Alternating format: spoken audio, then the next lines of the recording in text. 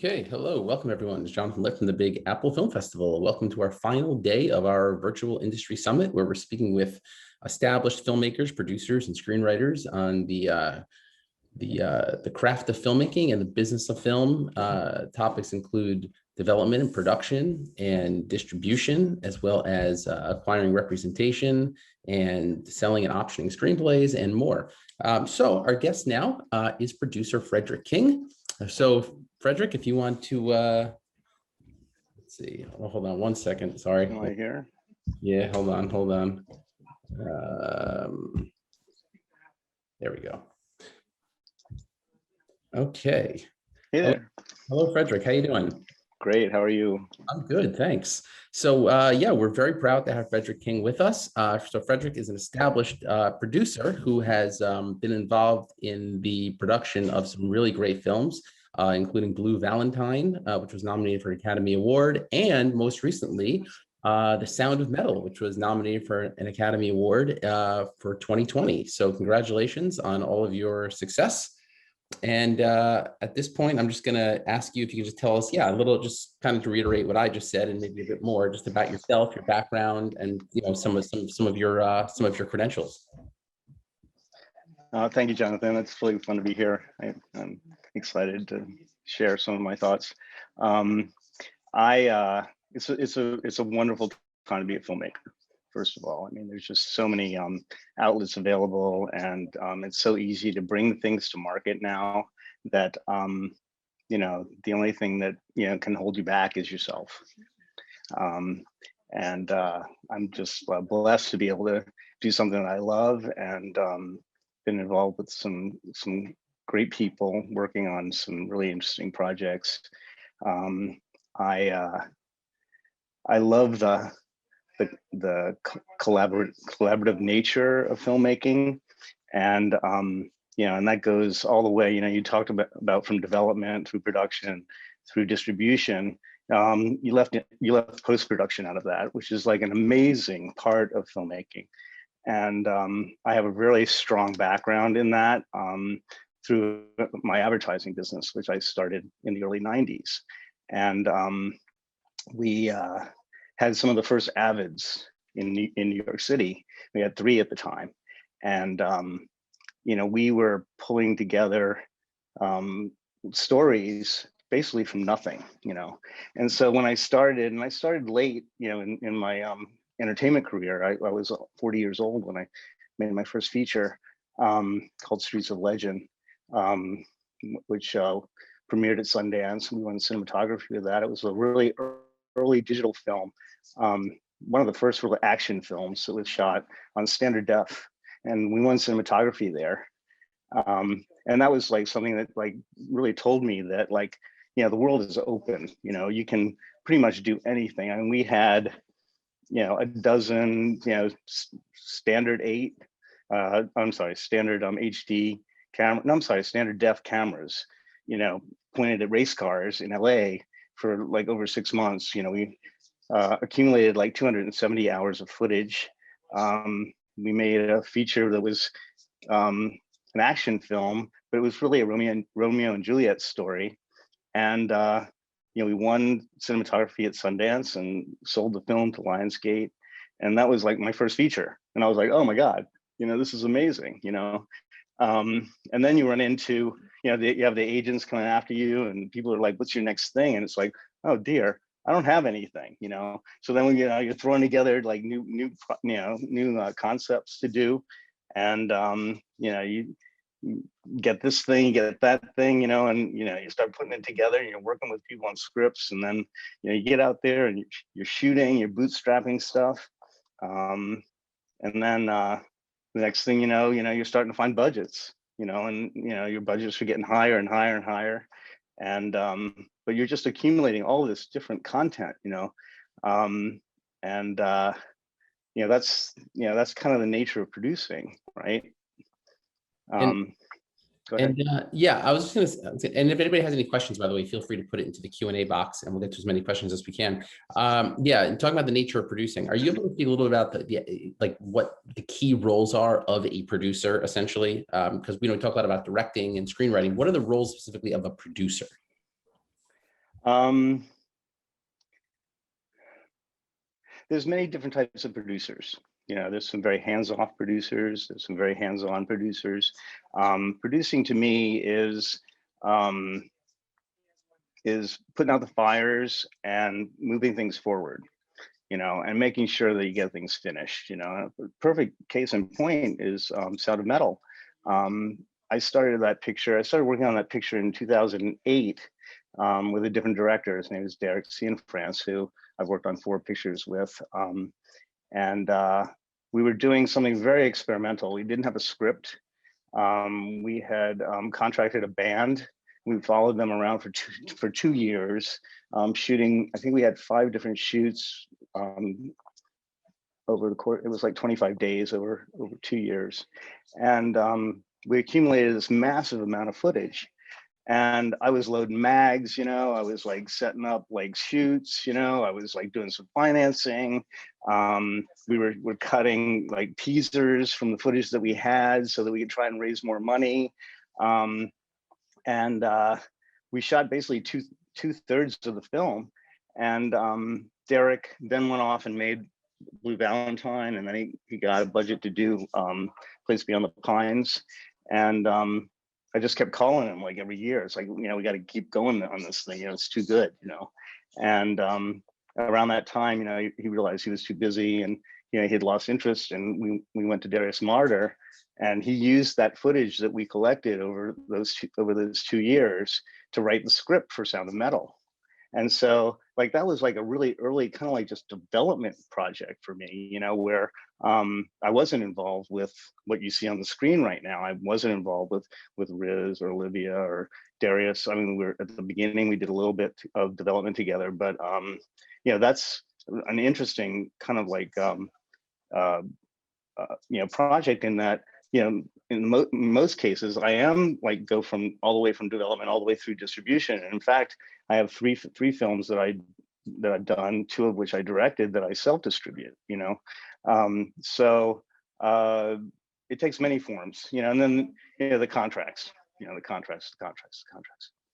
And how did you make the transition from an advertising agency to producing feature films? Like, how did that? Well, I've always wanted to make movies. I mean, since I was 10 years old, I had, you know, I still have my father's 8mm, regular 8mm, you know, camera on my desk. And you know, I still, I mean, making films to me is a passion that I have, but honestly, you know, you have to have a side gig, you know. So for me, advertising is my side gig. I also do a lot of foundation films, like not-for-profit fundraising films for different organizations. I've worked in Rwanda after the genocide. I've worked in New Orleans after Katrina. I've worked in Haiti after the earthquake. I've worked in Puerto Rico after Maria.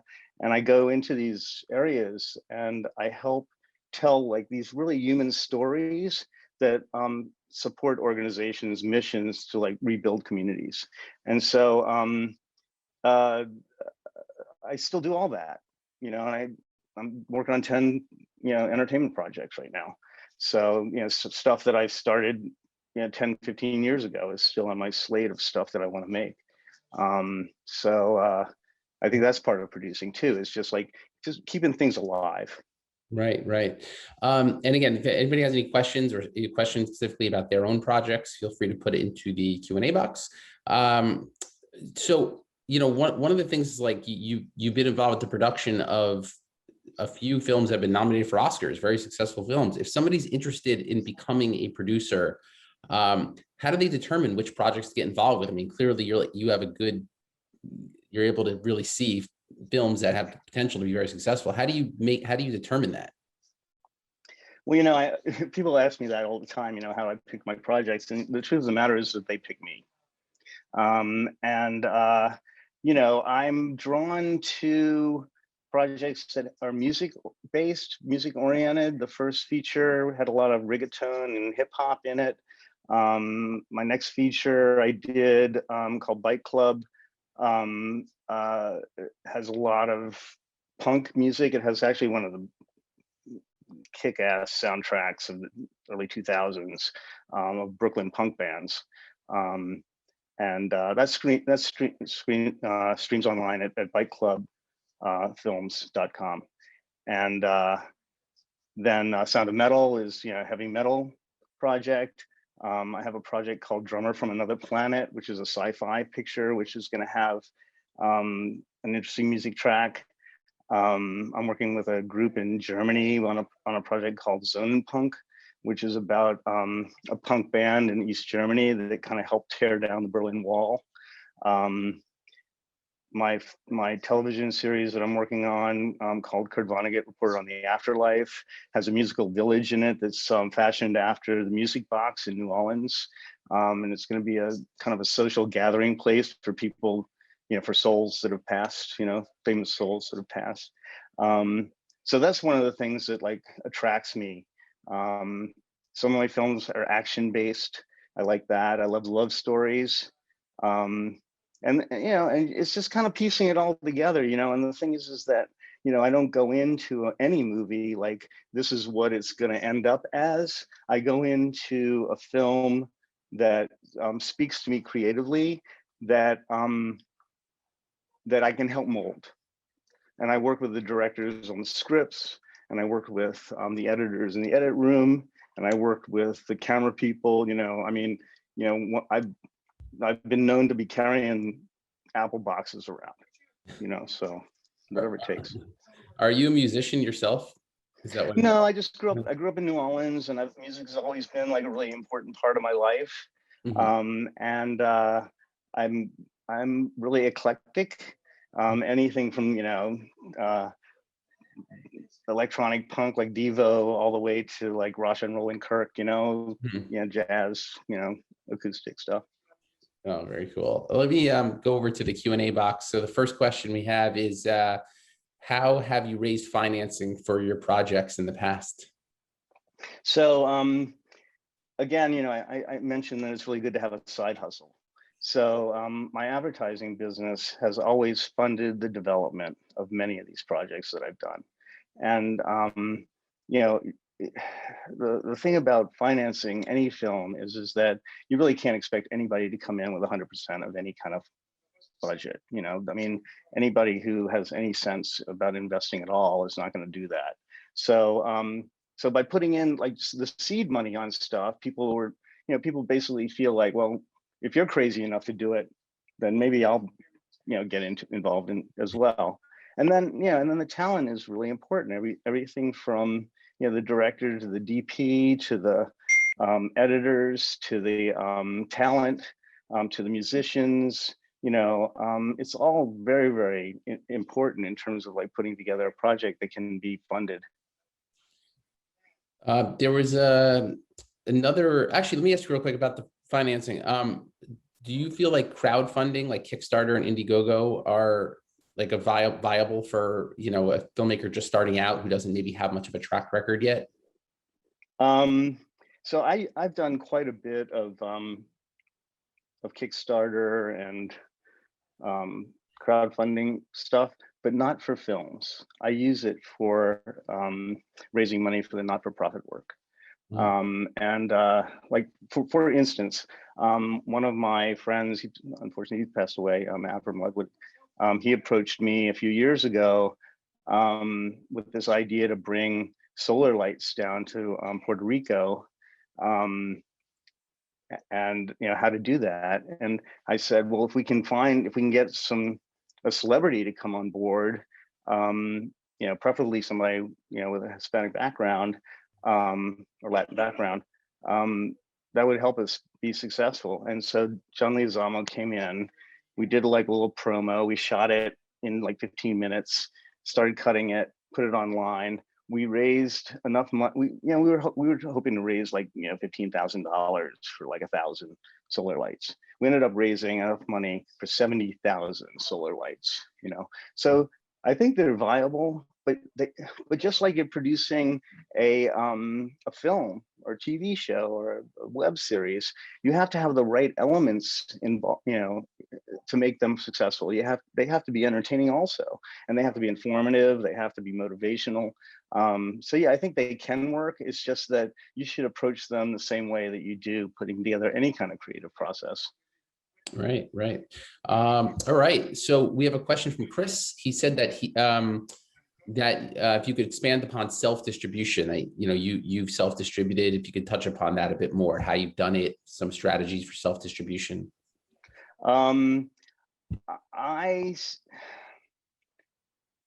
The films that I self-distribute,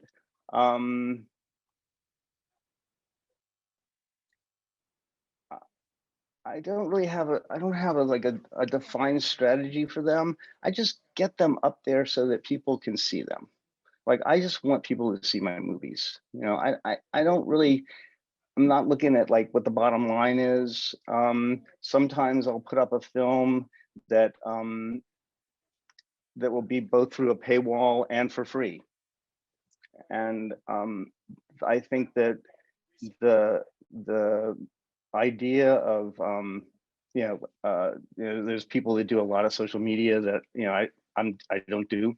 I think that people who have a really strong social media background, that's like a really important part of it. I kind of like to look forward. Like, once I get something out there, I mean, we've had 3 films that have been distributed by major studios. The first one's Streets of Legend was Lionsgate, and then we did Blue Valentine, which was Weinstein, and then Sound of Metal is Amazon. Each of those films spawns some new film, and in between, getting something that has some major talent in it and finding a major distributor and getting it out there into a broader public, in between that, I'm making these other smaller films, and those films I want people to see too. Like, each of them, is a child with a different developmental problem, and so, you just want them to get out there, you want them to see the world and the world to see it. And so that's what I use a self-distribution platform for. And when you do self-distribute, what platforms do you generally use? Do you rent out theaters and do 4-wall, or do you stream on, I don't know, Amazon Direct or YouTube? I've done 4-walling. I have a Vimeo channel. You use Vimeo for self-distribution? Mm-hmm, mm-hmm. Nice. Yeah, and it works for me because I can update it, and it has the same links, and it's it works for me. I like them a lot. And that's when you self-distribute on Vimeo, are those free, or are those you have a paywall through Vimeo? I have a paywall. I have two Vimeo sites. One of them is just I think it's the professional, and then there's a Vimeo Direct, I think. Vimeo. Yeah. Right. If someone is self-distributing through streaming, would you recommend, how would you compare Amazon to Vimeo? Do you think one is better than the other if you're doing a paywall, like rental or purchase? Well, I think Amazon is better than Vimeo, but the thing is that Amazon requires it's a lot more complicated to get stuff on there. Vimeo, if you have a strong social media background, I think you can drive traffic there. I mean, Amazon just has more traffic on it, right? So you're going to get more people stumbling across your work. Mm-hmm. But the other thing is that I find all of this stuff, whether it's being done on through your own distribution channel, or if it's going through a major, all of this stuff is getting pirated, and you can get it for free, anyway. So it's just the nature of the beast at this point. Right. So Cameron had a question in the chat box there. It says, do you have any advice on pitching projects to producers, networks, and financiers? Any do's or don'ts? Yeah. Excuse me a second. Pitching work is like trying to get a date. You have to ask 50 people to get 2 dates. Right. Yeah. So it's like a numbers game essentially. Totally. I mean, you know, there's an audience for just about anything. Mhm. So it's just a question of finding the finding the right partners and then Yeah, finding the right audience. You know. right. Gotcha. Yeah. All right. So now going back just for a moment to distribution. So, like for example, Cameron's question was about pitching producers and financiers and networks. Is there a way, a good way to approach a major distributor? Let's say you want like a Lionsgate or a Searchlight or something like that. What's the best In way to my get in front of that? my experience is that they'll find you. Like if the story is on the screen and it's strong, Mhm. and they feel like there's an audience, then they're going to find you. Yeah. Uh, Yeah. I mean, I'm starting to go to studios now for financing, Mhm. but that's only because I've done a dozen films at this point. I don't think I could have done that. First of all, I didn't know what I was doing. I still don't. But I mean, you learn on every project. Every project is different. But I think that these days, you just have to, if you're getting started, you bootstrap it and you get it up on there. And then if you have a good enough product, then you're gonna find a distributor. Yeah. Again, if anybody has any questions about their own projects, they want to ask, put it into the Q&A box or into the chat. What about the streaming platforms? Without an agent, is there a way to get in front of, let's say, people at Netflix or Hulu or Amazon, something like that? Like, is there a way to do that without? There's film festivals, like what you guys do. I mean, you guys are the front line on that. It's been hard, I guess, with COVID. Yeah. But we're coming out of that now. It's going to be the roaring 20s. What are your thoughts on the virtual festival world? Do you think that's going to continue on? This whole virtual thing, Zoom calls and this, that, and the other, that was all going to happen anyway. I Yeah. mean, the COVID situation made it happen sooner, Right. but it was inevitable. And the truth of the matter is that like I said, I'm working with a group in Germany right now on a project. I would have never had the opportunity to do that, if you were, people, still required you to meet in person, I wouldn't have that project. So I think that you just have to just go with it, make it work for you. Right, right. All right, let me go over to the Q&A. There's a question here. Do we invite production companies and agents and managers to festivals to witness our work, or do we find out who's already slotted to attend and research them?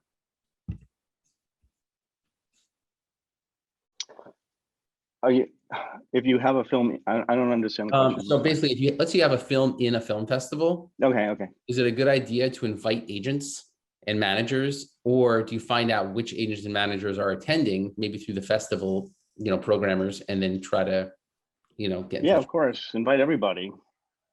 Mhm. You know, Yeah. I mean, they have to be interested. A lot of distributors. Like, it's really interesting. I have a project that I was pitching to Amazon a few years ago, and they were like really interested in it. And then all of a sudden, they went cold. Mhm. And I was like, that's strange. And they were really interested in this, 6 months ago. And 6 months later, they came up with a program that was, had the similar theme that I Mhm. was working on. So it's like, oh, okay. Right. So there's just no telling. I mean, obviously there are distributors or producers that specialize in a certain genre, Yeah. sci-fi or horror, or, romantic comedies. And if you have something, then of course, get them in there. But I don't, there's no telling. Right. Right. Yeah, I guess there's no specific way. It's just a matter of, getting what somebody else had mentioned on a previous panel, that find out agents who are representing work that's similar to yours or in the same genre or something like that, and try to reach out to them. Yeah. But you could also say, hey, somebody's getting tired of working in that genre and they want to do something new. True. You never know. It has to be on the screen. If it's on the screen, then someone's going to buy it. Yeah. there's a question in the chat box here. If you were to hear a great screenplay pitch for a film, could you walk us through what you might do next to help get it made? If you hear a really good pitch, you're like, oh, this sounds awesome. What would you do to try to get it made? You jump through fire. So would the first thing be, would you first acquire the rights to the screenplay? No, I would dance with the writer Like, for a long time. you would, okay. Yeah, Like, because the truth of the matter is the relationship that you have with the people that you're working with is as important as the content. right. So you would want to get to know the writer first, kind of work with them a little bit, find out what the goals are, and then Totally. And then perhaps start seeking financing or something like that. Maybe bring on Totally. Well, I mean, dance, figure out what you're doing, you know, collaborate, and then contract. Gotcha. What if yeah. And then finance. Right. What if a writer wanted to pitch something to you? How would they do that? How would they approach you? I don't know.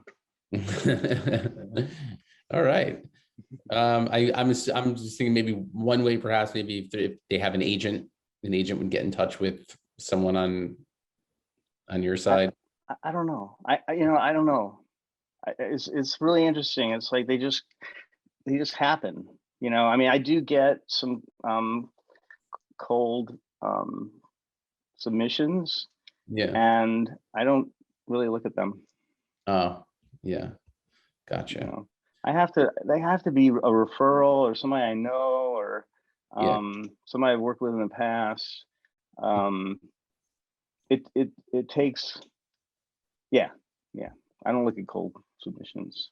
Also, there's a legal issue to that, which I don't necessarily know all the ins and outs on, but I know that when I've done cold submissions to like studios, they'll come back and they'll ask me for a legal document from my attorney saying that, that it's a cold submission and that, they take no responsibility if it gets stolen or whatever. Right. Usually a non-disclosure agreement. Yeah. Well, it's not really a non-disclosure. It's more of a, I can't remember what it's called, but there's a term for it where they just want to make sure that that they're covered, so that if I ever went back and said, oh, you did something that looked like similar to mine, that they're not liable for that. So it's complicated. Right. There was a question regarding casting. Let me read it. Sorry, taxing? Casting. Oh, casting. Sorry. Yeah. Question is, what is the best way to get name talent attached to your work? And do you attach them before you have the budget secured or after? I think it's the same thing that I was talking about with the scriptwriters, like start a relationship with actors. When I was developing the Kurt Vonnegut Report on the Afterlife, I was running into a lot of walls with the agents, and I was starting to make some progress with it, but I just felt like I wasn't really accomplishing my goals as fast as I wanted to, and I ended up enrolling in an acting class, and I was in an acting class for a year. And I would sit in the back of the room and I would just like scribble down, okay, this person can be this talent and this person can be that talent and then I started meeting other people through that class. And each time I met another person, it was like a more established actor, and like and then it turns out that one of my drinking buddies was like the brother of a really established actor. And then somebody else, I worked on another film and they're like, oh, I want to get involved with your film, and they're an established actor.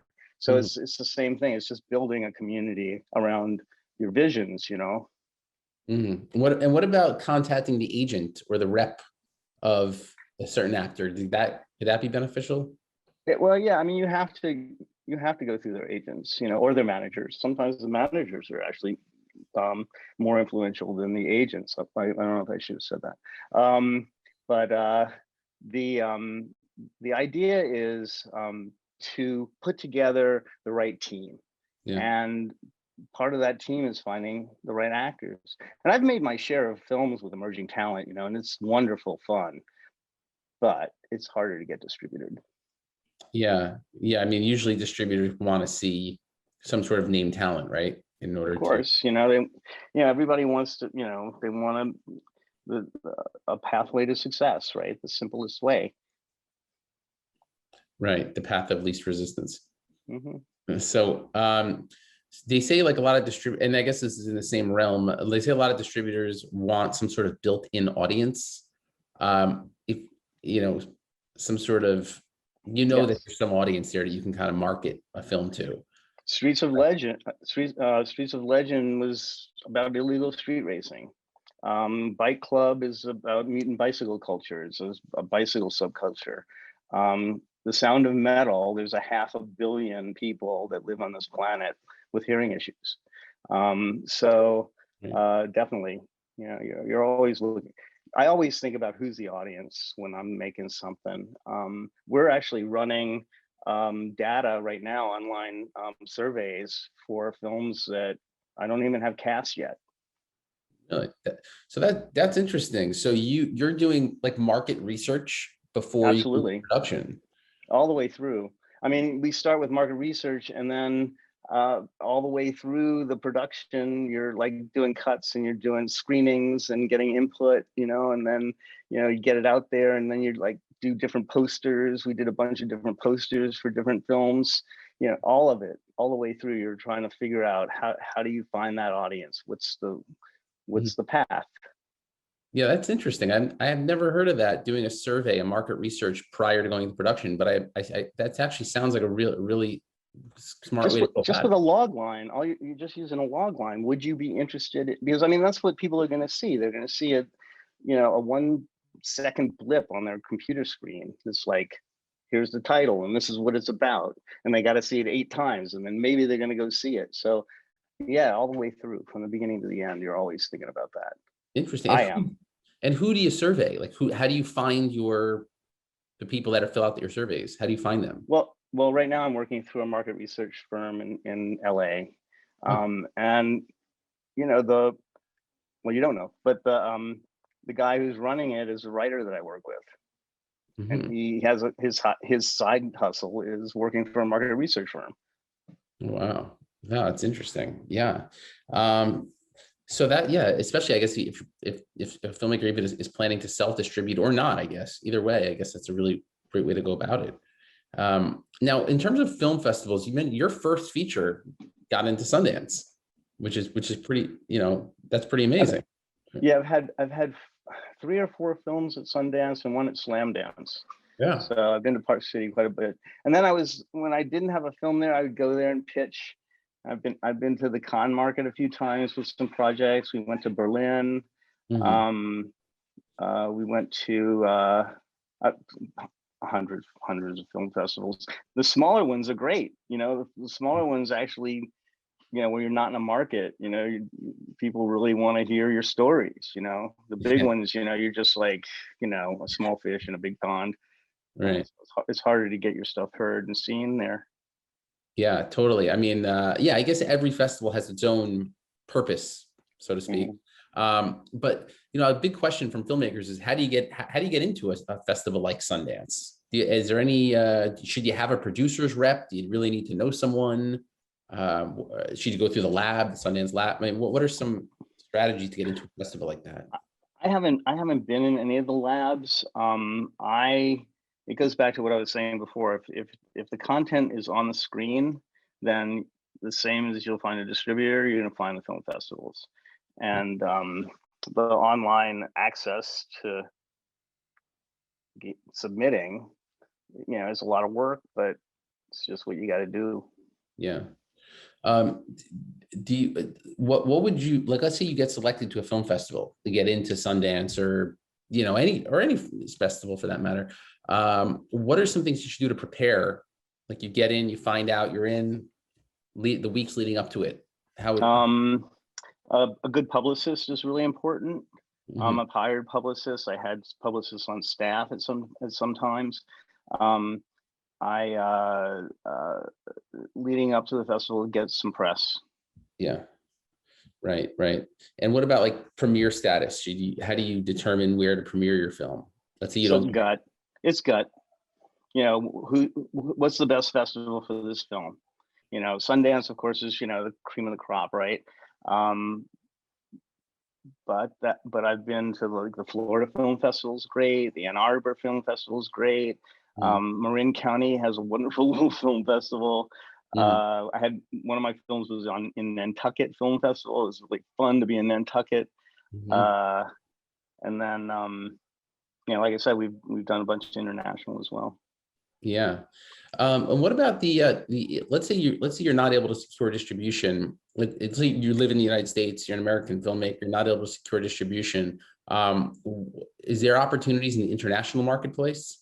Definitely. I mean, my bike film, I ended up recutting it to a 60, and I self-distributed it through a bunch of television networks all through Europe and Asia and the Middle East. Mm.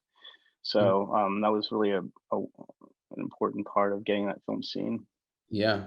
And also in terms of the festival circuit, is it a good idea to have a producer's rep or a sales agent? that I've you- had them. I've had them. And do you find it's beneficial? Do you think that's a good, like for, especially for a filmmaker just Yeah, starting? definitely. You know, they get eyeballs. Right. You know, they do the inviting, right? Yeah. I mean, you still have to. It's interesting process. Yeah. So I mean, they're kind of like a liaison, so to speak, right? Yeah, Um, no, they definitely have a value. I mean, otherwise there wouldn't be so many of them. yeah. I was curious about, you mentioned earlier about advertising. Do you find any similarity between the advertising world and the filmmaking world? We're just telling stories. Right. Right. I mean, Right. we're storytellers. I mean, we're just using, you know, the modern technology to do it. Yeah. And it doesn't matter whether it's, you know, 30 seconds or 30 minutes or 2 hours Mhm. or you know, 6 episodes. You know, Yeah. you're telling a story. Right. Right. And again, back to distribution. So the Sound of Metal, was that supposed to be, was that released theatrically? Did you end up with? No, you know, I mean, that was a, you know, a big disappointment for that film because we were really excited. We were supposed to release in last summer, Mhm. and you know, COVID hit. Yeah. So I mean, we were really expecting a huge theatrical release. We had our deal with Amazon, I think, had 200 theaters. Really? Wow. For a small film like that, I mean, it was really small budget for the amount of theaters we were going into, um, and we didn't have it. Wow. Were those theaters going to be all domestic or was it international as well? It was just a 200 theaters domestically. Yeah, that was the deal, Wow. and it'll get into a theater eventually. I mean, the film is designed to be seen in a theater. You know, Yeah. the sound. I mean, we won 2 Oscars, one for editing and one for sound design, Mhm. and people are going to want to see that movie in the theater eventually. So it'll happen, just in a Yeah. different, you know, just in, you know, not in the normal framework. You know, that's all. Right. It's kind of like the opposite. It went to the streaming window first and then it'll go theatrical. Right. Where do you see as a producer, where do you see the theatrical market going now? Do you see a big change now that's going to occur? Or do you think You it'll know, come? I mean, you hear all the time, like things like, you know, the Quibi, you know, came out with their like 8 minute thing, you know, and then, you know, there's something new comes out this month and something next year. It's all evolving, it's all changing. I don't care.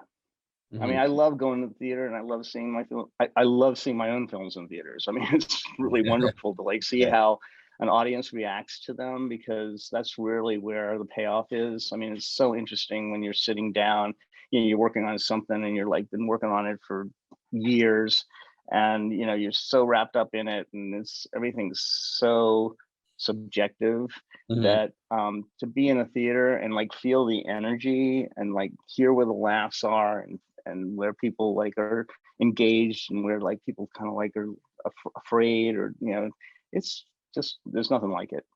Yeah. Do you see the theatrical market coming back the way it did pre-COVID? everything's a pendulum. I think that we're going to have, first of all, technology has made it so that, things are just looked at differently now. And it's going to continue to be like that. But you're always going to have theatrical, events. They Yeah. may not be as big as you expected. They never are, actually. Sometimes they are, but they usually aren't, yeah, I love it when I'm able to see one of my movies in the theater. Right. And you think film festivals will come back in the way that they were before, the big premieres, You tell me. I You're the yeah, film festival guy. yeah. I mean, I would think so. Especially seeing the opening night of Tribeca, Yeah. it's a really big turnout for the premiere of In the Heights. That was on Wednesday night, and we just did our in-person festival. And we had very limited capacity, but I think people were excited to be out and be in the theater. So Yeah. so in the last few minutes, if anybody has any final questions that they want to ask about their projects or anything else, you can put it into the chat box or the Q&A box. And I'll just conclude by asking, are there any other projects that you're able to speak about that you're working on right now? Anything that you have in the works? I'm working on a mini series called Clean, which is the story of a young woman who works at the New York Housing Authority at the height of COVID. Mhm. And her job is to wipe down the projects in Harlem. And it's her story from abuse through misery into accomplishment. I'm really excited about that. I've mentioned the Vonnegut project that I've been working on for a number of years. I'm super excited about that. It looks like we have some really interesting talent lined up for that. That's going to be a series. It's going to be my first television series. I designed it. I've been writing it also. I've been shooting teasers on it for years. I have some amazing collaborators, artists, designers to create like a really fantastical set. I designed it as a mini series, but it might be an ongoing series.